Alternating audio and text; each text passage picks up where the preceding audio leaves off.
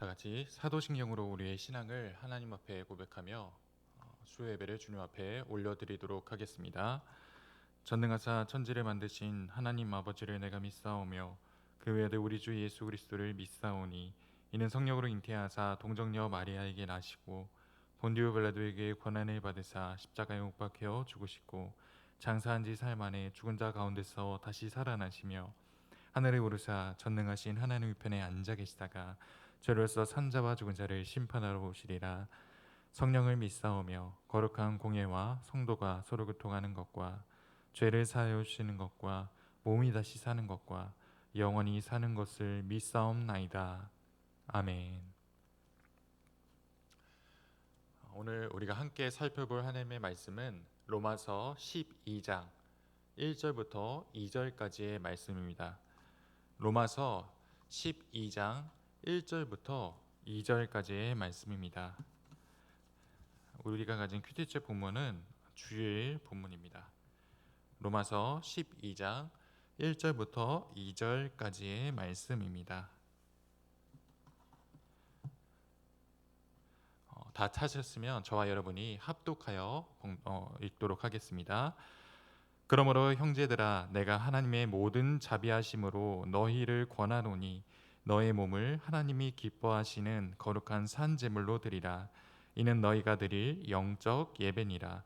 너희는 이 세대를 본받지 말고 오직 마음을 새롭게 함으로 변화를 받아 하나님의 선하시고 기뻐하시고 온전하신 뜻이 무엇인지 분별하도록 하라. 아멘. 오늘 제가 전할 설교의 제목은 우리가 드릴 영적 예배, 우리가 드릴 영적 예배라는 제목으로 말씀을 전하도록 하겠습니다. 요한복음 4장 23절에 보면 여기서 예수님께서 이 사마리아 여인에게 그 대화를 하는데 영과 진리로 예배할 때가 바로 이때이고 아버지께서 자기에게 이렇게 예배하는 자들을 찾으신다고 말씀하십니다. 이 말씀은 예수님께서 이 땅에 오심으로 진정한 예배를 드릴 수 있게 되었다는 의미로서 실제로 예수님께서는 자신의 구원 사역을 완수하신 뒤에 이 성령을 보내셔서 택한 자들로 하여금 진정한 예배를 드릴 수 있도록 하셨습니다. 예배는 하나님께서 이 세상을 창조하시고 당신의 형상으로 사람을 지으신 목적입니다.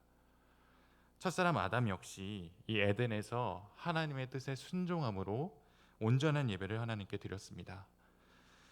그러나 이 아담의 범죄 이후 온전한 예배는 사라지고 희생 제물을 통한 속죄의 제사가 필요하게 되었습니다. 성막과 이 성전으로 이어지는 이 제사 제도는 그 제사를 드리는 자들의 한계로 인해서 그 존재의 의미가 무색해져만 갔습니다. 히브리서 10장 1절은 이렇게 말씀합니다. 율법은 장차 올 좋은 일의 그림자일 뿐이요 참 형상이 아니므로 해마다 늘 드리는 같은 제사로는 나아오는 자들을 언제나 온전하게 할 수 없느니라.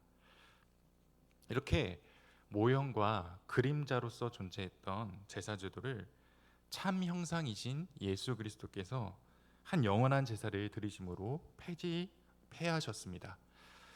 이제는 이 희생 제사가 아닌 예수 그리스도를 믿음으로 거룩하게 되어서 하나님께 진정한 예배를 드릴 수 있게 된 것입니다. 바울은 이러한 하나님의 구원 경륜을 로마서 1장부터 11장까지 말씀하고 있습니다.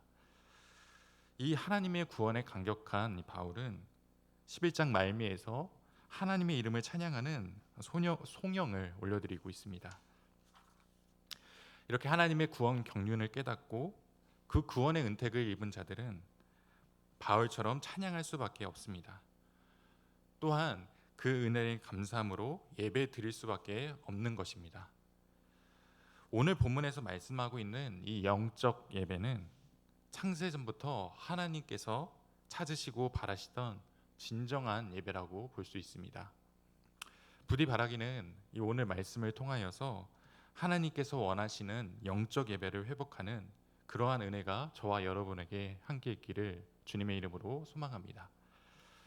첫째로 우리가 영적 예배를 드리기 위해 우리 몸을 산 제물로 하나님께 드려야만 합니다. 오늘 본문은 이 그러므로라는 접속사로 시작합니다. 로마서를 형식적으로 크게 두 부분으로 나누면 1장부터 11장까지 나누고 그 나머지 12장부터 16장까지로 나눌 수 있습니다. 앞서 말씀드렸다시피 1장부터 11장까지는 바울이 하나님의 구원 경륜에 대해서 말씀하고 있고 12장부터 마지막 장까지는 그 구원에 대한 결론으로 구원받은 성도들의 변화된 삶에 대해서 이야기하고 있습니다. 그래서 오늘 이 본문의 그러므로는 앞부분의 내용과 뒷부분의 내용을 연결시키는 연결고리 역할을 하고 있습니다. 특별히 오늘 본문의 1절과 2절은 구원받은 성도들의 이 변화된 삶을 이야기하는 12장부터 16장까지의 요약이라고 할 수 있습니다. 바울은 1절에서 이 구원의 은혜를 받은 형제들에게 하나님의 모든 자비하심으로 권면하고 있습니다. 하나님의 모든 자비하심이란 이 표현이 바울 자신이 앞에서 말씀한 그 하나님의 구원 경륜을 잘 드러내고 있습니다. 우리 모든 그리스도인 역시 하나님의 모든 자비하심으로 구원받았습니다. 그러므로 우리도 하나님의 모든 자비하심으로 하고 있는 이 바울의 권면에 마땅히 귀를 기울여야만 합니다. 바울의 이 첫 번째 명령은 너희의 몸을 하나님께서 기뻐하시는 거룩한 산 제물로 드리라는 것입니다. 여기서 몸은 단순히 우리의 육체만을 이야기하는 것이 아니라 전인격, 곧 신자의 모든 삶을 의미합니다. 바울은 신자의 모든 삶을 거룩한 산 제물로 드리라고 말씀합니다. 거룩이 우리 인생의 목적이라는 말씀을 귀에 못이 박히도록 들으셨을 것입니다. 그런데 바울은 단순히 거룩한 삶을 살라고 하지 않고 거룩한 산 제물로 드리라고 합니다. 이 제물이라는 이 제의적인 표현이 자연스레 구약의 제사 제도를 떠올리게 만듭니다. 우리가 제사에서 사용될 이 제물들은 율법에 따라서 반드시 정결한 짐승을 구별하여 드려야 했습니다. 이 구별된 짐승을 희생시킴으로 바로 속죄의 제사가 이루어지게 됩니다. 그런데 이 속죄의 제사가 우리의 독생자 예수님께서 십자가에 달리심으로 폐해지게 되었습니다. 예수 그리스도의 피로 말미암은 이 속죄의 효력이 모든 믿는 자에게 미치게 되므로 더 이상 우리는 희생 제사를 드릴 필요가 없어졌습니다. 모든 그리스도인은 그리스도와 함께 십자가에 달려 죽고 그리스도와 함께 부활하여 새로운 생명을 얻게 되었습니다. 그래서 바울은 살아있는 제물이란 표현을 사용한 것입니다. 우리의 모든 삶을 이 산 제물로 드리라는 이 바울의 명령은 구원의 은혜를 받은 자로서 삶의 모든 영역을 구별하여 거룩하게 살라는 것입니다. 이것이 바로 영적 예배입니다. 영적 예배라는 이 표현은 다른 번역으로 합당한 예배로도 표현할 수 있는데 하나님께서 받길 원하시는 그러한 합당한 예배가 우리의 거룩한 삶이라는 것입니다. 그런데 아무리 이 말씀에 전적으로 동의한다 할지라도 이 명령에 100% 순종하기에는 어려움이 있습니다. 그 어떤 대단한 사람도 항상 모든 영역에서 거룩하게 살 수는 없기 때문입니다. 그래서 이 명령은 율법적으로 지켜야 할 그러한 명령이 아니라 그리스도인의 표대로 삼아야 할 그러한 명령입니다. 그래서 인생의 목적은 행복이 아닌 거룩인 것입니다. 진짜 큰 문제는 그리스도인이라 불리면서도 거룩하게 살아야 한다는 그러한 마음조차 들지 않는 것입니다. 만약에 내가 거룩하게 살아야 한다는 마음이 전혀 들지 않는 상태라면 지금의 나는 구원의 은혜를 까맣게 잊어버리고 있다는 증거가 되며 어쩌면 믿음이 전무한 그런 불신자와 같은 상태일지도 모른다는 그런 위기 의식을 가져야만 합니다. 질문해 보시기 바랍니다. 나 자신이 예수 그리스도를 믿음으로 주와 함께 죽고 주와 함께 살아난 존재임을 믿으십니까? 그 은혜에 감사해서 거룩을 목적으로 살기 위해 힘쓰고 계십니까? 아니면 거룩한 삶을 살고자 하는 마음조차 들지 않는 그러한 상태에 놓여 있지는 않으십니까? 혹시 그러한 상태에 계시다면 다시 한번 복음을 듣고 구원의 은혜를 회복하시기 바랍니다. 둘째로 우리가 영적 예배를 드리기 위해서는 이 세대를 본받지 말고 변화를 받아 하나님의 뜻을 분별할 수 있어야만 합니다. 바울은 2절에서 거룩한 삶을 위한 중요한 단서를 하나 제공합니다. 그것은 이 세대를 본받지 말라는 것입니다. 이 세대라고 표현할 수 있는 이 세대는 지금 우리가 살고 있는 이 세상에서 통용되는 모든 철학이나 가치관, 신념 등을 의미합니다. 유대인의 관점에서 이 세대를 언급하게 되면 반드시 따라오는 것이 오는 세대라는 표현인데, 이 세대가 사단의 통치를 상징한다면 오는 세대는 하나님의 통치를 상징합니다. 바울은 갈라디아서 1장 4절에서 이 세대를 악한 세대로 정의하고 있습니다.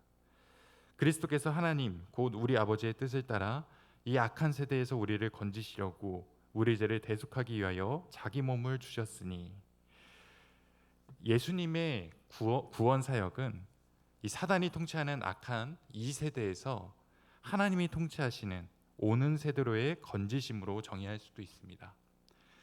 그런데 마치 출애굽했던 이스라엘 백성들이 애굽으로 다시 돌아가고자 했던 것처럼 예수를 믿고 이 세대에서 건지심을 받은 성도들도 다시 이 세대로 회귀하려는 그런 모습이 있습니다. 그만큼 우리는 이 세대에 큰 영향을 받으면서 살아왔었고 앞으로도 그 영향을 받으면서 살아갈 것입니다. 최근 이 시대의 가장 큰 화두를 꼽으라면 포스트 코로나일 것입니다. 벌써부터 많은 기관에서 이 코로나 이후에 변화될 사회의 모습을 예측하고 있는 중입니다. 교회 역시 코로나 이전과 이후를 기점으로 많은 변화를 맞이할 것으로 보입니다. 지금 우리가 이렇게 온라인으로 예배드리고 있다는 사실 자체가 이미 그것을 증명하고 있습니다. 코로나 이후에 가장 큰 변화로 꼽는 것은 언택트라고 불리는 이 비대면 활동의 증가입니다. 코로나 이전에도 이 스마트폰이 발달되면서 비대면 활동은 증가하고 있는 추세였지만 코로나 사태 이후로 폭발적으로 늘어나게 되었습니다. 이 세상은 굳이 얼굴을 맞이하지 않고도 활동에 큰 제약이 없게 되는 세상으로 변화되고 있습니다. 이러한 세상의 변화는 우리 교회에도 큰 영향을 미치고 있습니다.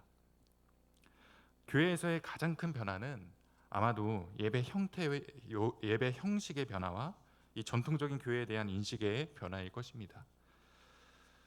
이 온라인 예배가 장기화될수록 굳이 현장에 모이지 않고도 예배가 가능하다는 인식이 커지고 있고, 전통적으로 이 모임을 중시하는 이 교회에 대한 그러한 인식도 균열이 발생하고 있습니다.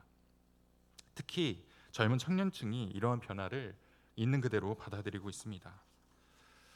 만일 교회가 이 세대를 본받는다면 교회는 사회의 변화에 맞춰서 모임을 축소하고 온라인으로만 예배를 드리게 될 것입니다. 그리고 오로지 온라인으로만 활동하는 교회도 많이 등장할 것입니다. 물론 교회는 이 사회의 변화에 어느 정도 발을 맞춰가야 할 필요가 있습니다. 그러나 이러한 변화가 복음과 교회의 본질에 변질을 가져온다면 교회는 그 변화에 저항해야 할 의무와 책임이 있습니다. 지금 교회는 그 어느 때보다 많은 고민과 논의가 필요한 시점입니다. 우리는 구원받은 이후에도 이 세상에서 살아가기 때문에 이 세상에 영향을 받을 수밖에 없습니다. 그러나 세상이 흘러가는 대로 우리 몸을 맡기어 내버려 두어서는 안 됩니다. 그래서 우리에게는 이 세상을 분별할 수 있는 능력이 필요합니다. 바울은 이 세대를 본받지 않기 위해 오직 마음을 새롭게 함으로 변화를 받으라고 명령합니다. 여기서 변화를 받는다는 표현의 이 헬라어 동사는 능동이 아닌 수동태를 사용하고 있습니다. 그리스도인의 이 변화는 스스로의 노력이 아닌 외부로부터 오는 힘으로 가능하다는 것입니다. 이 변화는 오직 성령 하나님을 통해서만 가능합니다. 에스겔서 36장 26절은 이렇게 말씀합니다. 또 새 영을 너희 속에 두고 새 마음을 너희에게 주되 너희 육신에서 굳은 마음을 제거하고 부드러운 마음을 줄 것이며. 이렇게 성령을 통해 변화를 받은 성도는 새 마음을 갖게 되고 그 마음으로 하나님의 뜻을 분별할 수 있게 됩니다. 그런데 하나님의 선하시고 기뻐하시고 온전하신 뜻이 무엇입니까? 그것은 하나님의 말씀을 통해서만 알 수가 있습니다. 오직 성령을 받아 변화된 자들은 이 말씀을 통해서 하나님의 뜻을 분별하고 이 세대를 분별할 수 있습니다. 성령의 역사는 반드시 말씀과 함께 일어나게 됩니다. 요즘 우리 교회에서 변화하면 떠오르는 분이 있습니다. 바로 권순환 목사님입니다. 저는 3년이 넘는 시간 동안 이 권 목사님의 변화를 곁에서 동역자로서 지켜보았습니다. 이 짧지 않은 시간 동안 가랑비에 옷이 젖어가듯 변화되는 그 목사님과 변화된 그 모습으로 인해 일어나는 일들을 보면서 많은 은혜와 도전이 되었습니다. 말씀이 잘 들리지 않는다고 올해까지만 이 교회에 있겠다고 투덜대시면서도 공동체에 끝까지 붙어가시는 목사님을 보면서 저 역시 우리 공동체에 붙어갈 수 있었습니다. 저 역시 목사님의 마음에 한편으로 공감하고 있었기 때문입니다. 권 목사님의 변화되는 그러한 모습을 보면서 다른 한편으로 위기감이 들기도 했습니다. 그렇게 변화되지 않던 권 목사님도 변화되고 있는데 나만 변화되지 않는 것 같았기 때문입니다. 그런데 요즘 이 교육자들과 매일 큐티한 것들을 나누면서 제 자신의 변화되는 모습도 조금씩 보게 되는 것 같습니다.